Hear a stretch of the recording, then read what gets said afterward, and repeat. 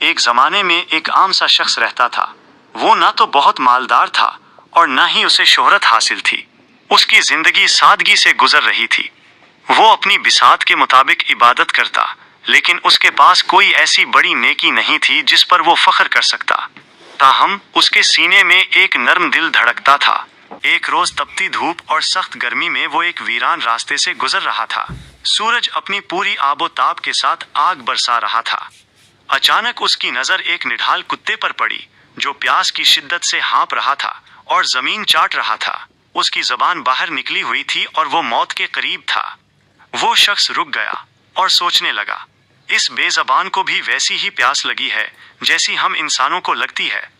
آس پاس پانی کا نام و نشان نہ تھا۔ وہ شخص تپتی دھوپ میں دور تک پانی تلاش کرتا رہا، یہاں تک کہ اسے ایک کنواں نظر آیا، لیکن وہاں پانی نکالنے کے لیے نہ رسی تھی اور نہ ہی کوئی برتن۔ اس نے ہمت نہیں ہاری۔ وہ کنویں میں اترا، اپنا چمڑے کا موزہ، جوتا پانی سے بھرا، اسے دانتوں سے پکڑ کر اوپر لایا اور کتے کے پاس پہنچ کر اسے سیراب کیا۔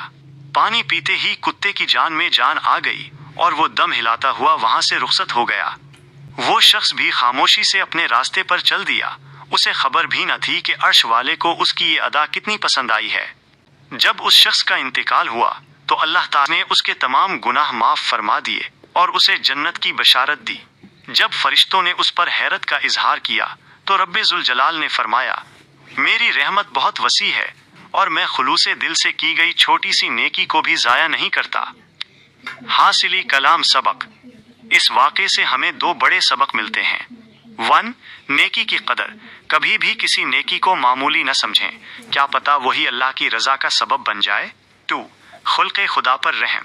جانوروں اور بے زبانوں کے ساتھ حسن سلوک کرنا اللہ کو بے حد محبوب ہے اور یہ مغفرت کا ذریعہ بن سکتا ہے۔ کیا آپ چاہیں گے کہ میں اس طرح کے دیگر سبق آموز واقعات یا احادیث مبارکہ آپ کے لیے تحریر کروں؟